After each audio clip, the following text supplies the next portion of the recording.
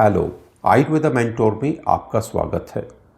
जब भी मैं किसी ऑटोइम्यून डिसऑर्डर या क्रॉनिक डिसऑर्डर से प्रभावित व्यक्ति से बात करता हूं, तो सबसे पहले सवाल आता है, क्या इस बीमारी का टोटल हीलिंग या टोटल क्योर पॉसिबल है।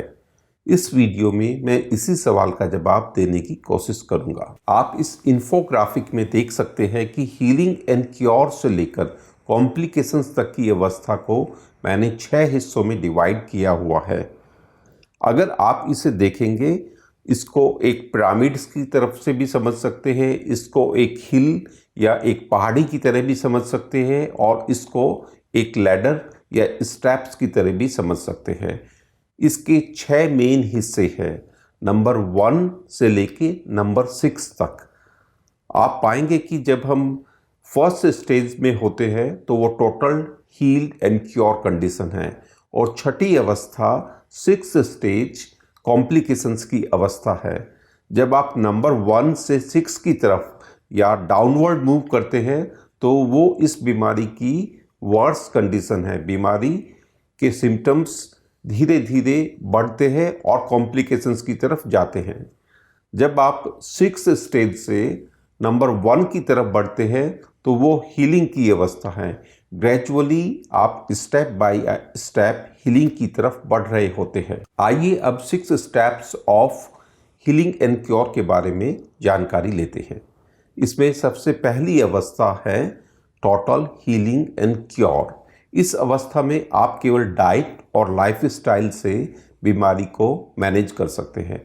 अगर ऑटोइम्यून डिसऑर्डर्स की बात करें तो इस अवस्था में रिमिसिव फेज एक लंबे टाइम तक रहता है और आपको इसमें किसी प्रकार के आयुर्वेदिक ट्रीटमेंट की आवश्यकता नहीं होती। और वास्तव में यही अवस्था टोटल हीलिंग एंड क्योर की अवस्था सभी लोगों का ऑब्जेक्टिव है, सभी लोगों का गोल है। टोटल हीलिंग एंड क्योर से नीचे का सेकंड स्टेप है जिसमें आप बीमारी को, उसके सिम्टम्स को Ayurvedic treatment and health management के द्वारा कंट्रोल कर सकते हैं। यह ध्यान देने की बात है कि इस अवस्था में आपको किसी भी मेडिकल ड्रग्स की, मेडिकल ट्रीटमेंट की आवश्यकता नहीं होगी और केवल आयुर्वेदिक ट्रीटमेंट और हेल्थ मैनेजमेंट के द्वारा आप इसके सिम्टम्स को कंट्रोल कर सकते हैं।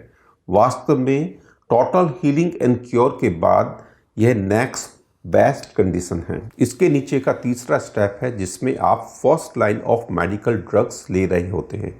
अगर हम ऑटोइम्यून डिसऑर्डर्स की बात करें तो आमतौर से ये एंटी इन्फ्लेमेटरी ड्रग्स होती है जिसका काम इन्फ्लामेशन या सूजन को कम करना होता है और इसके द्वारा सिम्टोमेटिक रिलीफ प्राप्त होता है।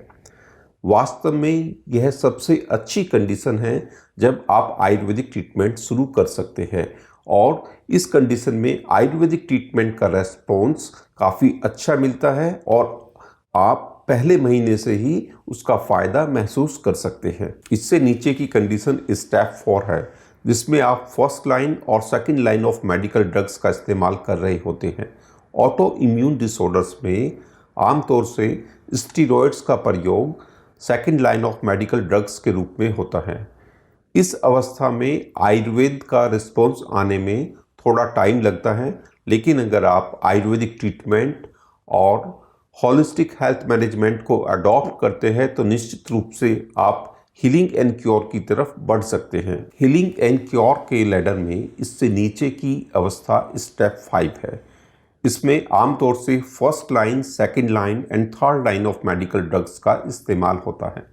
Third line of medical drugs में स्ट्रॉन्ग इम्यूनोसप्रेसिव ड्रग्स, कीमोथेरेपी या बायोलॉजिकल थेरेपी का इस्तेमाल होता है।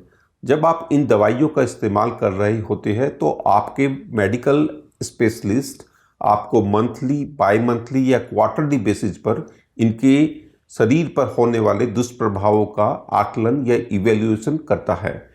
इस अवस्था में अगर आप थोड़ा धैर्यपूर्वक और थोड़ा समय देकर आयुर्वेदिक ट्रीटमेंट और हेल्थ मैनेजमेंट को अडॉप्ट करते हैं तो निश्चित रूप से आप हीलिंग एंड क्योर के लैडर की तरफ बढ़ सकते हैं। हीलिंग एंड क्योर के लैडर में सबसे नीचे का पायदान स्टेप 6 है। इसे आप स्टेज ऑफ कॉम्प्लिकेशंस भी बोल सकते हैं। इसमें प्रभावित व्यक्ति first line, second line and third line of medical treatments लेने के बावजूद भी आराम नहीं पाता है। उसके सिम्टम्स, उसकी कंडीशंस एग्रेवेटेड अवस्था में रहती है। इसमें फ्रीक्वेंट हॉस्पिटलाइजेशंस या सर्जरी की भी ज़रूरत पड़ती है। इस अवस्था में पहले से ही प्रभावित व्यक्ति इतनी सारी दवाइयाँ और ट्रीटमेंट प्रोटोकॉल्स के अंडर में रहता है कि उसके लिए आमतौर से कोई नया ट्रीटमेंट या नया डिसिप्लिन फॉलो करना काफ़ी मुश्किल होता है, और कई बार आधे मन से अगर फॉलो भी किया जाता है तो उसके द्वारा कोई फ़ायदा महसूस नहीं होता। इस अवस्था में अगर आप पूरे धैर्य के साथ में और एक मिशन के साथ में आयुर्वेदिक ट्रीटमेंट और हेल्थ मैनेजमेंट को अडॉप्ट करते हैं तो उस चीज़ की संभावना है कि आप हीलिंग एंड क्योर के पाथ पर अग्रसर हो सकते हैं। जब आप हीलिंग एंड क्योर से रिलेटेड इस पिरामिड शेप्ड स्ट्रक्चर को, इन्फोग्राफिक को देखते हैं तो आप पाएंगे कि 6 स्टेजेज है। पहली total healing and cure, 6 stage of complications. इसमें स्टेज 4 बीच की अवस्था है। इससे ऊपर की अवस्था फर्स्ट, सेकंड और थर्ड वो कंपैरेटिवली इजी कंडीशन है जिसे आप आराम से मैनेज कर सकते हैं। हीलिंग एंड क्योर का रास्ता आसान होता है। 4th स्टेज के अंदर हीलिंग का रास्ता थोड़ा रेजिस्टेंस भरा होता है, लेकिन 1 से 2 महीने के अंदर आप हीलिंग की तरफ बढ़ सकते हैं। इससे नीचे की अवस्था में ज़्यादा रेजिस्टेंस होता है और आपको लॉन्ग टाइम एफर्ट, एक डेडिकेटेड एफर्ट की ज़रूरत पड़ती है। अगर आप इस पिरामिड में देखें, चाहे आप स्टेप 1 से नीचे की तरफ आए या स्टेप 6 से ऊपर की तरफ जाए, हर स्टेप में थोड़ा रेजिस्टेंस मिलता है। ऑटोइम्यून डिसऑर्डर या क्रॉनिक बीमारी से ग्रसित लोगों के लिए हीलिंग एंड क्योर के इन स्टेप्स को जानना बेहद ज़रूरी है। इसका सबसे पहला फ़ायदा होता है कि यह रियलिटी इंडिकेटर का काम करता है। इससे आपको उस बीमारी और उसकी प्रेजेंट कंडीशन के बारे में सही पता लगता है। इसके बारे में आप सोच विचार कर, महसूस कर इसे ठीक से समझते हैं और इसके बाद आप एक क्लैरिटी, एक स्पष्टता के साथ आयुर्वेदिक ट्रीटमेंट और हेल्थ मैनेजमेंट की तरफ बढ़ते हैं। आप एक विश्वास, एक कॉन्फिडेंस के साथ आगे बढ़ते हैं और आपको पता है कि हीलिंग एंड क्योर का पाथ, चाहे वो स्मूथ हो या वो ऊपर नीचे जाने वाला पाथ हो, लेकिन आपके मन में जो क्लैरिटी है, स्पष्टता है, एक गोल है, उसकी तरफ आप निश्चित रूप से दृढ़ता के साथ बढ़ सकते हैं। और अगर कभी आप साइड ट्रैक होते हैं या कई बार जो आपका ऑब्जेक्टिव है वो सामने नहीं होता या कोई हताशा आती है या कोई सेटबैक प्राप्त होता है, तो उस अवस्था में आप दोबारा हीलिंग एंड क्योर की तरफ दुगने एफर्ट के साथ मूव कर सकते हैं। जब आप हीलिंग एंड क्योर के स्टेप्स पर आगे की तरफ बढ़ रहे होते हैं तो आपको कुछ पॉइंट्स का ध्यान रखना है। सबसे पहले यह स्टेप बाय स्टेप जर्नी है। इसमें कोई शॉर्टकट नहीं है, कोई जंप नहीं है और आपको कोई जल्दबाजी नहीं करनी। हर स्टेप पर आपको धैर्य के साथ में, स्टेबिलिटी के साथ में रहना है और उसके बाद हीलिंग एंड क्योर की तरफ बढ़ना है। इसमें एक ध्यान देने वाली बात यह है कि हीलिंग एनर्जी हमारी इंटरनल एनर्जी है।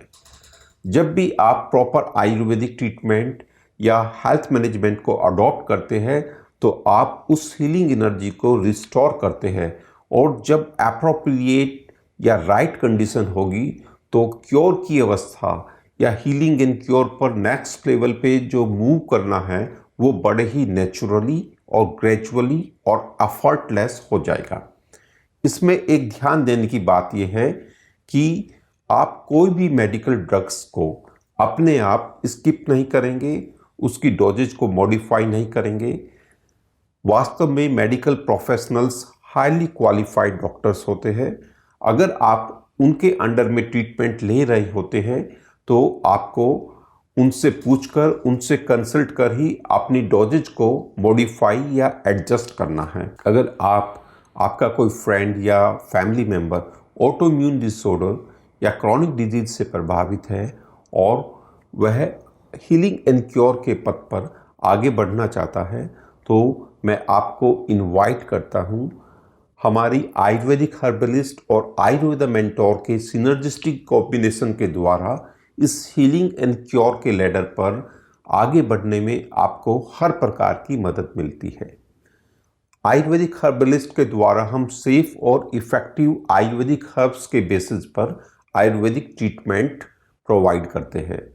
इसके साथ आयुर्वेदा मेंटोर में आयुर्वेद की विजडम को डेली लाइफ में अडॉप्ट करने के लिए एक प्रैक्टिकल एक ऑनलाइन ट्रेनिंग प्रोग्राम है जिसमें आपको डाइट के बारे में, लाइफस्टाइल के बारे में, yoga, breathing exercise, mind health modalities के बारे में, इमोशनल हेल्थ के बारे में एक डेडिकेटेड ट्रेनिंग प्रोवाइड की जाती है जो आप प्रैक्टिकली डेली लाइफ में अडॉप्ट कर सकते हैं और इसी के साथ आपको एक पर्सनलाइज्ड लाइफ सपोर्ट भी मिलता है। इन दोनों के कॉम्बिनेशन के द्वारा आप किसी भी पुरानी बीमारी की हीलिंग एंड क्योर के पथ पर आगे की तरफ बढ़ सकते हैं। आयुर्वेद जीवन को, ह्यूमन लाइफ को एक अमूल्य धरोहर मानता है।